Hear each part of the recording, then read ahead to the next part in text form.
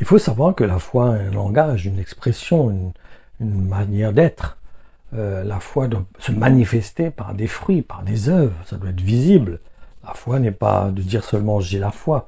La foi ne s'arrête pas à dire je crois en Dieu. C'est trop facile de dire seulement je crois en Dieu et sans le démontrer. C'est comme un amour. Quand vous aimez votre épouse, il faut le démontrer que vous l'aimez.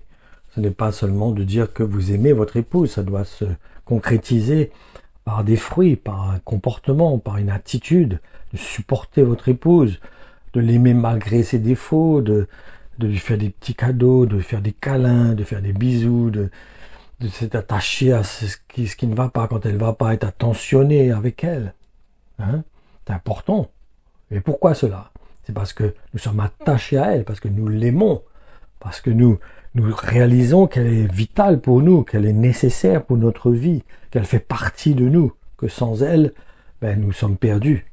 C'est comme certaines personnes que j'ai connues, plusieurs que j'ai connues, qui se sont laissés mourir parce que leur épouse est partie avant eux. C'est une réalité. C'est ce que je ne sais pas si vous avez déjà vécu cela, mais moi j'ai vécu cette expérience-là de voir des personnes se laisser mourir parce que leur épouse était partie avant eux. C'est ça l'amour. L'amour, c'est de dépendre d'une personne. C'est de sentir qu'on ne peut pas vivre sans elle. La foi, c'est l'amour en fait. On peut mettre à côté de égal, la foi égale amour. Ça veut dire c'est le résultat de l'amour. C'est le résultat d'avoir été touché par Jésus-Christ, d'avoir réalisé l'amour qui nous a manifesté sur la croix, en se dépouillant de sa divinité pour venir dans un corps semblable au nôtre, pour mourir sur la croix pour nous, afin que nous puissions avoir accès au salut. Comment ne pas être reconnaissant? Comment ne pas être reconnaissant vis-à-vis de sa grâce, vis-à-vis de son intervention dans nos vies, de sentir cette paix qu'il dépose dans notre cœur, cette assurance, cette vie qu'il dépose en nous. Donc, la foi, c'est la manifestation de notre reconnaissance envers Dieu, de notre amour envers Dieu. Et cela nous emmène à nous unir, à ne faire plus qu'un avec lui. Hein, comme cette parole dans Genèse où il dit quand la femme quittera son père et sa mère pour s'attacher à son mari et ne deviendront plus qu'une seule chair. Pareil, c'est le même image. Quand nous sommes unis avec Jésus-Christ, nous sommes plus qu'un avec lui. Comme lui a montré l'exemple en disant qu'il n'est qu'un avec son père. C'était un exemple qu'il voulait montrer en disant que à partir du moment qu'on on voit le Père. Pourquoi? Parce que leur unité est parfaite.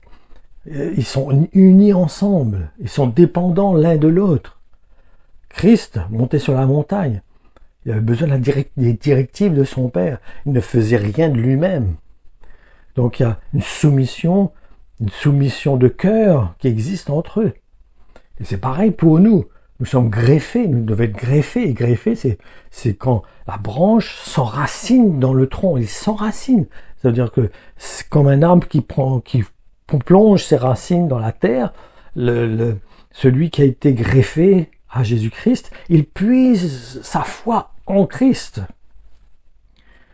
Et cela, même si elle a pour résultat de recevoir les promesses que Dieu réserve à ceux qui sont devenus ses enfants. C'est la foi, c'est quelque chose, c'est quelque chose de vivant. C'est pas de demander. La foi ne consiste pas à demander. Automatiquement, quand on a la foi, on va recevoir. Christ dit qu'avant qu'on demande, il sait déjà ce qu'on a besoin. Il dit, vous inquiétez pas. Comme les petits passereaux, ils ne cherchent pas, ils travaillent pas, eux. Pourtant, Dieu les nourrit. Qu'est-ce qu'il veut dire par là? C'est qu'à partir du moment où nous manifestons cet amour, que nous sommes attachés à Jésus-Christ, Dieu va prendre soin de nous. Nous n'avons pas besoin de demander des fois. Il est bon quand même de demander. Mais ce qu'il veut dire par là, c'est que c'est la foi, c'est d'avoir cette assurance que Dieu va répondre, que Dieu va intervenir, que Dieu va prendre soin de nous.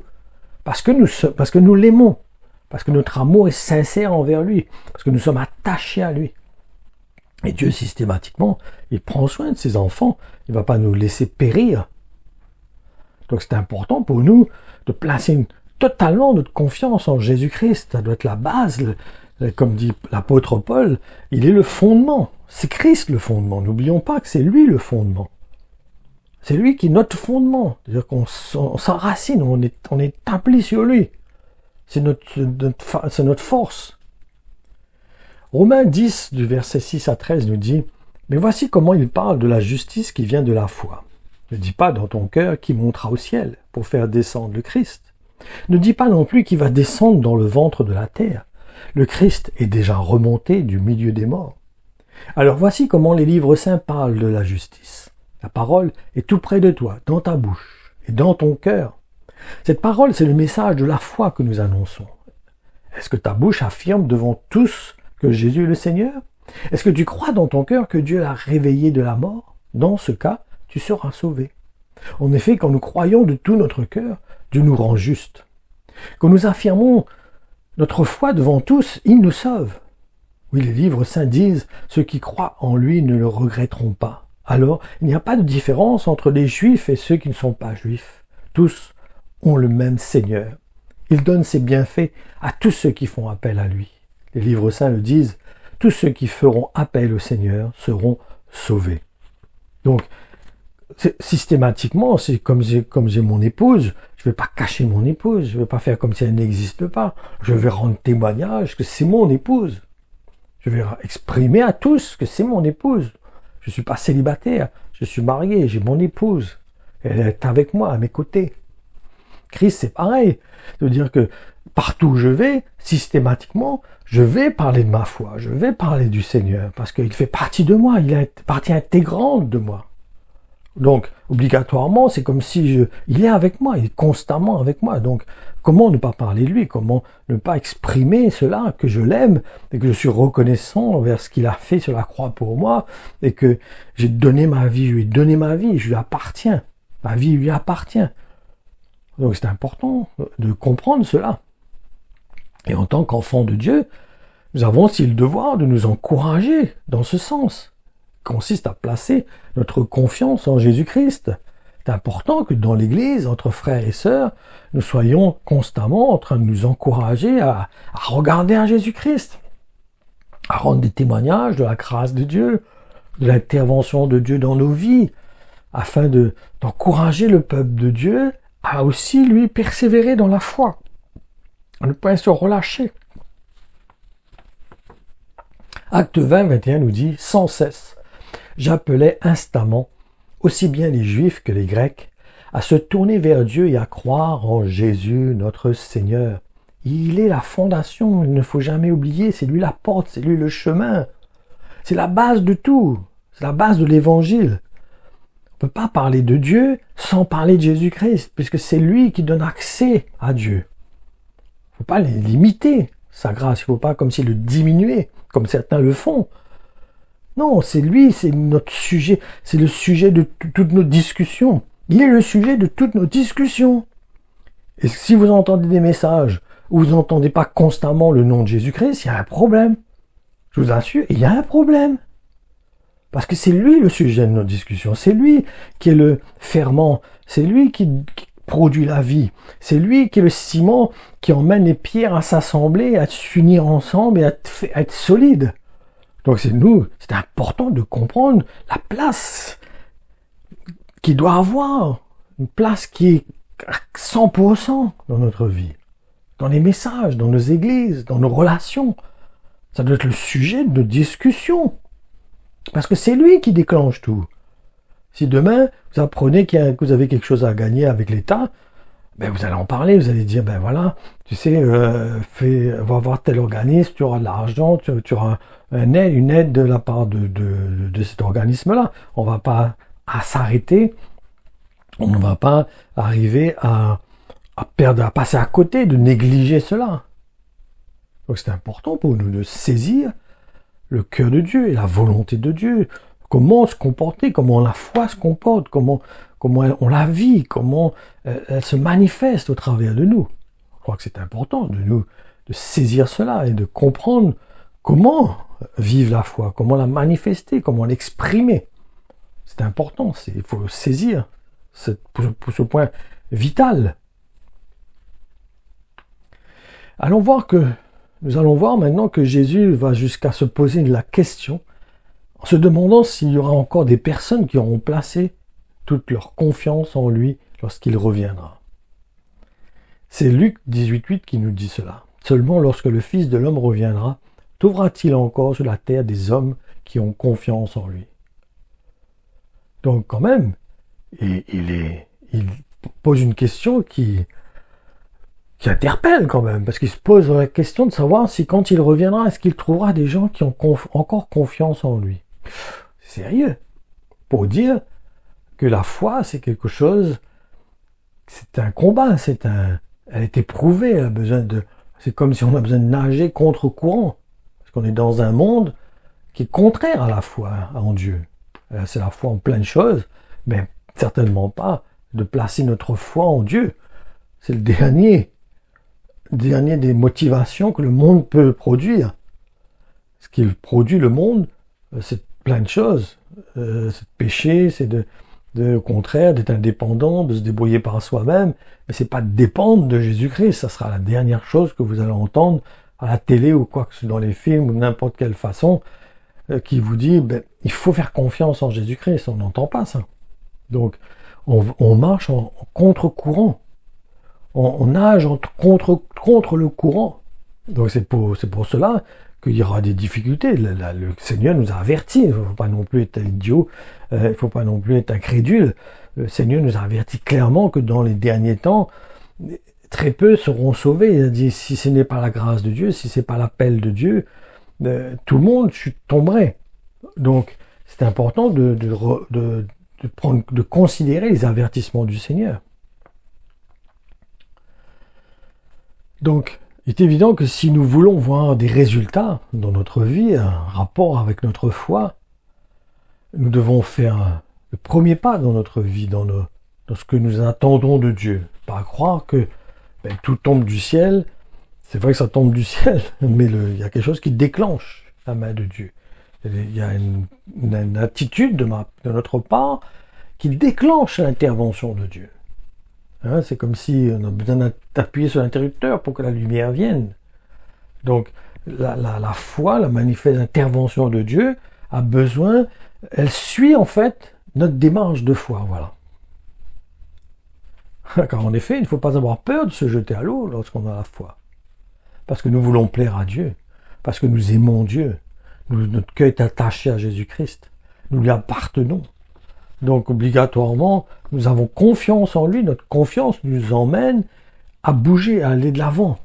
C'est comme quelqu'un, si on vous donne une responsabilité dans une tâche particulière, c'est à vous d'entreprendre des responsabilités, c'est à vous de donner des directives, c'est à vous d'entreprendre certaines tâches. Vous n'allez pas attendre qu'on vous dise, parce que vous avez la responsabilité, on vous a donné cet ordre, on vous a donné cette directive.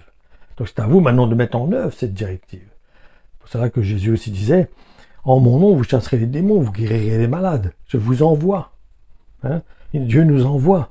Maintenant c'est à nous, avec la foi dans notre cœur, d'aller. C'est important de comprendre cela.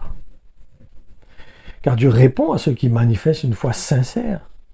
Et cela, quand ils le font avec persévérance aussi, parce que n'oublions pas que le Seigneur nous a dit que celui qui persévérera jusqu'à la fin sera sauvé.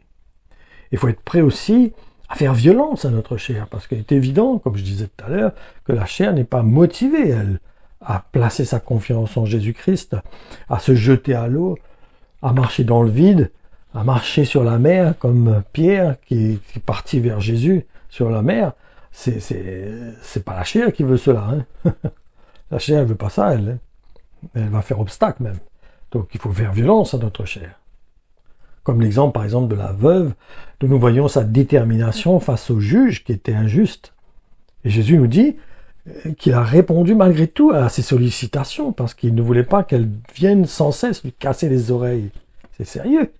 C'est un exemple que Jésus donne, n'oublions pas. Dans Luc 18, 1-7, il nous dit, pour montrer qu'il est nécessaire de prier constamment sans jamais se décourager, Jésus raconta à ses disciples la parabole suivante. Dans une certaine ville, il y avait un juge qui ne révérait pas Dieu et n'avait d'égard pour personne. Il y avait aussi dans cette ville une veuve qui venait constamment le trouver pour lui dire « Défends mon droit contre celui qui m'attaque ».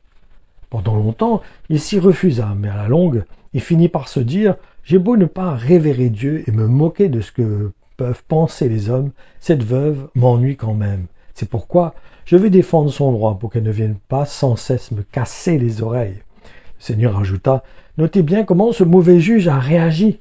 Alors pouvez-vous supposer que Dieu ne défendrait pas le droit de ceux qu'il a choisis et qui crient à lui jour et nuit, même s'il tarde à les écouter et à leur venir en aide? Dieu nous donne un exemple fort. Il prend l'exemple d'un juge qui serait inique, un juge qui n'a rien à faire de personne, il est juste intéressé par son ventre, il est juste intéressé par lui, et par ses intérêts personnels, il n'est pas intéressé pour une pauvre veuve qui n'a plus rien à manger dans son frigidaire à cause d'une injustice. Il n'était pas intéressé. Mais qu'est-ce qui l'a fait fléchir? C'était la détermination de cette veuve. Elle a tenu tête, elle a persévéré.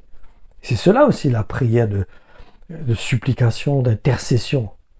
C'est se tenir devant Dieu avec foi et de persévérer, de ne pas se relâcher, de dire « Seigneur, je te prie, interviens dans cette situation, agis, je te prie Seigneur, parce que nous savons dans notre cœur que c'est en accord avec Dieu. » À partir du moment qu'on sait que ce qu'on demande à Dieu est en accord avec lui, on peut demander, il n'y a pas de problème, il faut persévérer dans ce sens. Même pour le Saint-Esprit, si vous n'avez pas le Saint-Esprit, ayez cette attitude, cette démarche de foi, de se dire c'est une promesse dont vous avez part, que vous avez le droit de recevoir, c'est votre droit de le demander. Et si vous ne l'avez pas encore reçu, persévérez, ne lâchez pas, nuit et jour, demandez au Seigneur. Dieu veut voir votre persévérance. Il ne faut pas non plus perdre de vue que la foi doit être le résultat de l'effet de la parole de Dieu dans notre vie. Et donc, elle doit avoir une place prépondérante dans notre cœur. En effet, la parole de Dieu doit avoir c'est elle qui déclenche les choses, c'est elle qui enclenche la foi, c'est elle qui déclenche toute chose. Elle nourrit ma foi, elle entretient ma foi. Donc, c'est primordial, elle est vitale dans ma vie. C'est quelque chose que je dois me nourrir d'elle. C'est comme une nourriture en réalité, oui. C'est pour ça que Jésus-Christ disait, il faudra manger de sa chair, qui est la parole de Dieu. Donc, il faut la manger, c'est comme une nourriture qui entretient la foi, qui nourrit notre foi, qui l'emmène à être ferme, à tenir bon, à être dans la même motivation que le jour où nous avons été touchés par la grâce de Dieu et que nous avons pris cette décision de faire confiance au Seigneur. En effet, la foi véritable n'est pas une philosophie, mais en réalité, elle est le fruit de notre intimité avec Jésus-Christ. Parce que la foi, comme je disais, c'est l'amour. Donc la foi est le résultat de ma confiance en lui, de mon amour que je lui porte, de la relation qui m'emmène à avoir une relation, d'entretenir une relation avec lui, intime, régulière, constante avec lui. Parce que mon amour est vivant dans mon cœur au travers de cette parole qui entretient cet amour et qui m'emmène à avoir une intimité avec Jésus-Christ par le Saint-Esprit. Hébreux 10, 22 nous dit « Allons donc à lui d'un cœur droit et sincère, avec la joyeuse assurance que nous donne la foi, sachant que nos cœurs ont été purifiés de tout ce qui pesait sur nos consciences. » C'est la parole de Dieu qui nous emmène à avoir de la connaissance, à comprendre le cœur de Dieu. Comme l'apôtre Paul disait « Je vous ai dépeint Jésus-Christ crucifié ». Donc plus nous connaissons Jésus-Christ, plus nous aurons de l'assurance. Si je ne connais pas Jésus, si je ne connais pas... Un exemple, vous vous mariez avec votre épouse, mais vous ne la voyez jamais. Il y aura un problème. Vous ne la connaîtrez pas, vous ne saurez pas ses désirs, ses motivations, ce qu'elle aime. Vous ne saurez rien.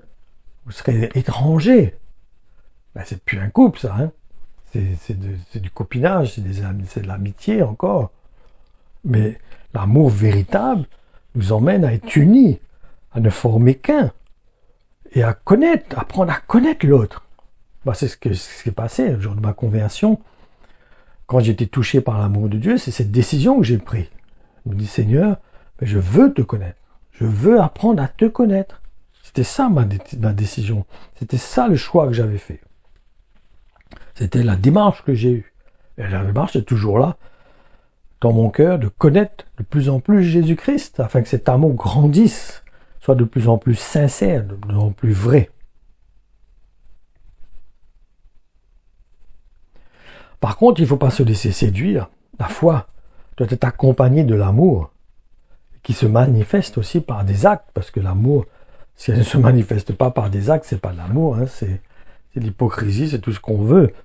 Mais c'est la croyance, mais c'est pas la foi, c'est pas la foi véritable. La foi véritable, elle est accompagnée d'amour, d'attention qu'on porte envers l'autre.